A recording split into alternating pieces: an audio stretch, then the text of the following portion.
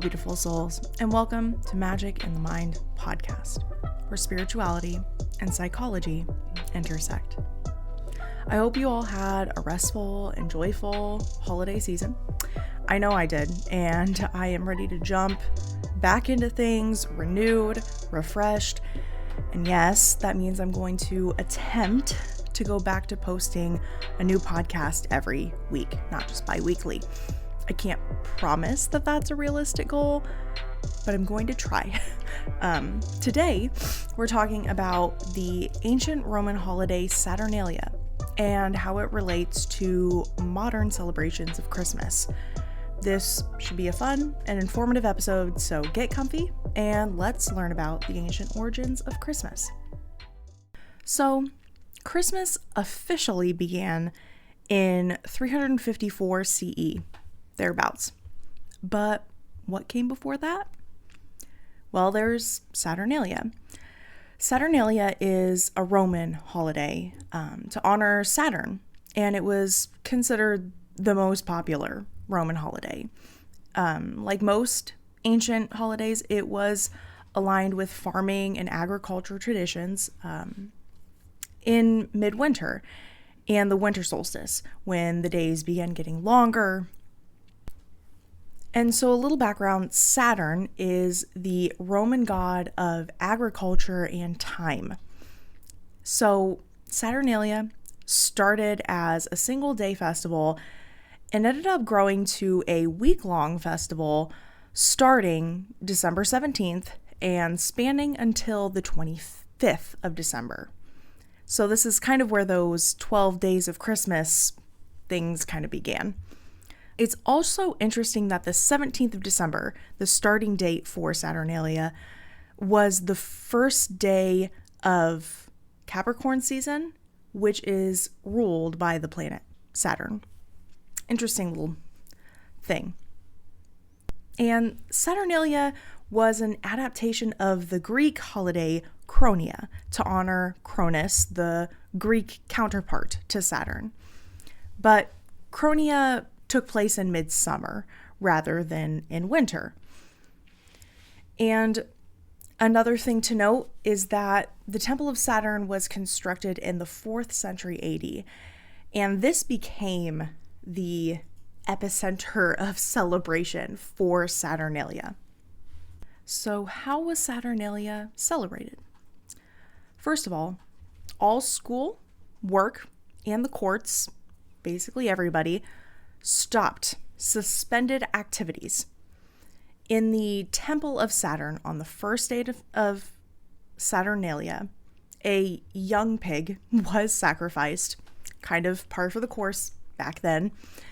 There was really a whole carnival type atmosphere to Saturnalia, and most importantly, social norms were completely abandoned for this holiday. And I would go as far as to say, not really just abandoned, but really rebelled against. It was actively a thing to just not do anything normal. It's a crazy holiday, so let's talk about it. It was common for people to place the image or like a statue or a picture, whatever, of a deity. They would take it and place it in their home on like a chair, like in a place, as if the deity was partaking in the festivities. And I guess this was just kind of general deities, whoever was important to the household. I don't know exact details on that one. And on Saturnalia, people wore colorful clothing, which, we know the Greek, Roman kind of look, the white, robe, toga things. No, we are doing colorful outfits. They spent their time gambling, which I believe was illegal at the time. They would enjoy music, lots of socializing, lots of getting drunk, overeating at big feasts, and exchanging gifts. But not just like normal people, the slaves did this too. The slaves also partook. And during this time of year, people like to decorate their homes with greenery and lights, just like our modern day Christmas decor. Wax taper candles were given as gifts. which is, a very common thing. Candles and Christmas just go together. Back then, the candles signified light returning after the solstice, which is, like even today in the Christian church, you have Advent candles. That's where that originated. It was, I don't know if maybe I'm showing I was raised in a Christian church too much, but Advent candles were very important. And there's a very specific color and the way you light them, the order and they're always there. It's just a big deal. It's a big deal. At least the Christianity I was exposed to, that was a big thing. There was a practice of gifting verses that was part of the celebrations, which is what led to the tradition of Christmas card giving. These, along with other, general gifts and gag gifts, singing and feasting, are all traditions passed down to Christmas from Saturnalia. And I know some of those sound familiar. Giving gifts, gag gifts, singing, feasting, those are all normal things. The other stuff from Saturnalia, the gambling, the craziness, sorry to break it to you, but back in the Middle Ages, Christmas was celebrated with drinking, gambling, overeating, not just feasting, but overeating, and just general ruckus. Just lots of craziness. In the Middle Ages, that was par for the course. Even though these traditions don't carry over to the more modern Christmas celebrations, the two holidays were celebrated in very similar ways back then. Another thing about Saturnalia that everybody loves to talk about is what is called the Lord of Misrule. There are a couple other names for it, but that's the most common that you hear. Households would elect a leader of Saturnalia for the household called the Lord of Misrule. And the Lord of Misrule was usually a family member who was considered lower importance, and their job was to cause general mischief and chaos, including dressing in especially strange clothing, insulting the guests and just people, and chasing women. Do we like that? I don't know. It's a little outdated, but it's honest. That's what they did. They ruled over the chaos on Saturnalia, and everybody had to obey their commands. The Lord of Misrule was usually elected by hiding small objects in a cake or like coins, and whoever got the piece of cake that had the thingy in it was the Lord. And as I mentioned before, slaves were given the day off, the days, the week off of Saturnalia, and sometimes they were even served and catered to by their masters. And they were also given the opportunity to disrespect their masters without any repercussions. I love that. That's fun. So now that we have an idea of what Saturnalia kind of looked like, how did this lead to Christmas? How did we get there? So the practice of Saturnalia changed a lot over time. Different leaders, the state of Rome at the time, and the development of Christianity all took part in slowly changing this holiday. So Rome became Christian in 313 CE, but Saturnalia was still being practiced a century later. And as time went on, the religious part of this holiday slowly gave way, and the focus shifted to bringing happiness and celebration in the bleak winter months.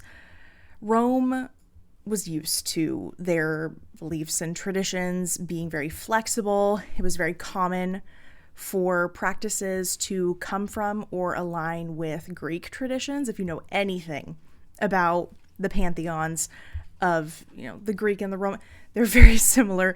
There's lots of we kind of just say Saturn and Cronus, same guy, just different places. That's very normal. That's very normal. And so when Christianity came in and tried to sway pagan beliefs into Christianity, that fact that they were already used to their beliefs being shifted and changed made it much, much easier. But the transition to Christianity was not a smooth one.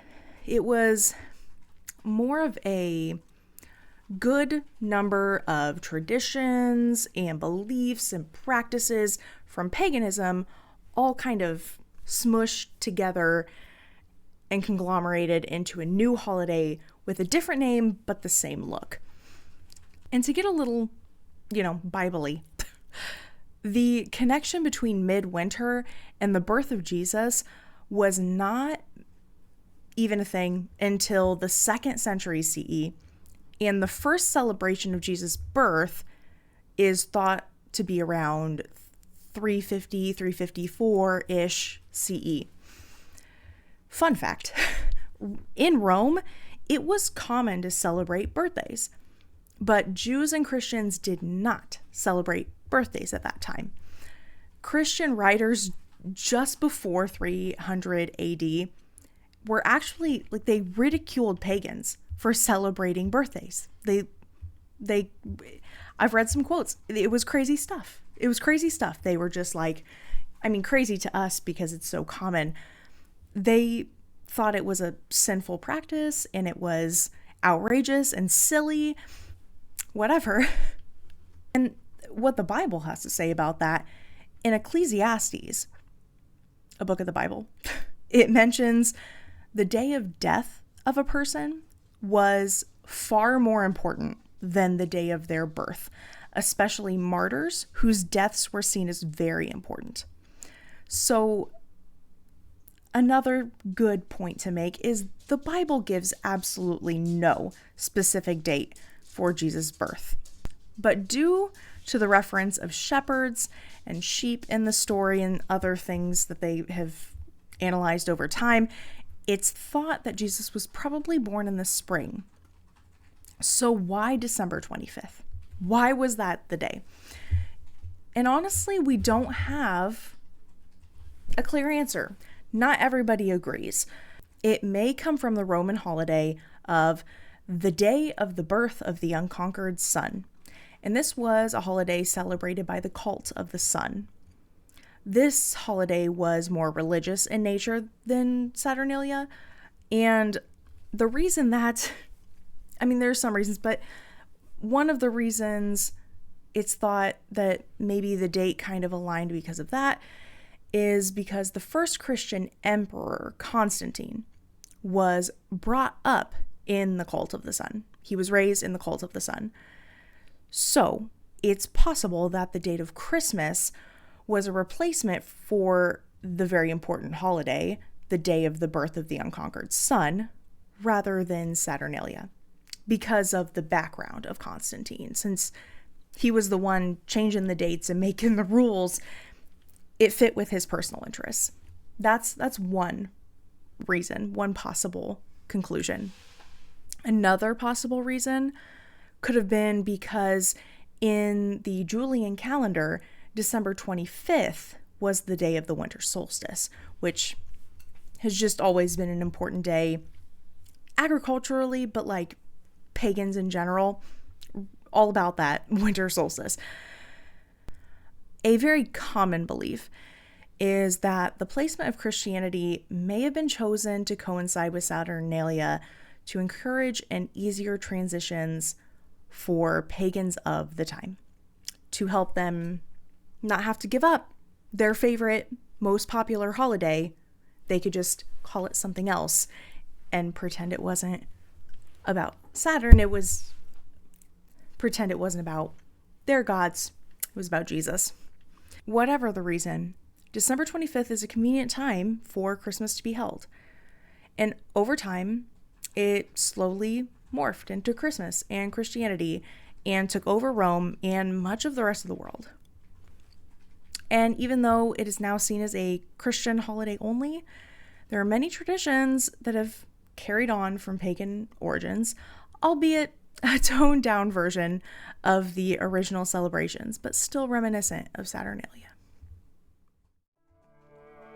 Thank you all for listening or watching this episode of Magic in the Mind podcast. If you are listening to this in podcast format and aren't aware, I post almost every podcast to YouTube, so you can always listen and watch over there. And by the time this podcast comes out, I will be in the process of beginning to post YouTube videos beyond just the podcast, and I would really appreciate some love from you all if that's something you're interested in. I really hope you enjoyed learning about the ancient roots of Christmas and what came before. I find it so interesting to see how traditions have changed and not changed over the years. I wish you all a happy Yule, Merry Christmas, and blessed Saturnalia.